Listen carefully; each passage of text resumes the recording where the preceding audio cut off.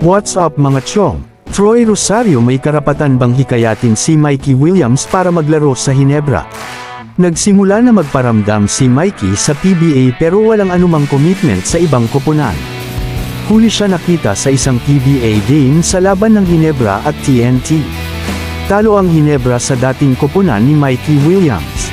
Ang tanong, kailangan ba si Mikey sa Hinebra? Bago pa lang si Troy sa Gym Kings at hindi pa niya napapatunayan na pang-MA Tagalan na talaga siya sa koponan. Baka pag may natipuhan ng Hinebra na ibang bigman bigla na lang siya itapon sa farm team. Kilala naman natin ang SMC na bihirang maging loyal sa kanilang players. Ikaw ano ang komento mo dito?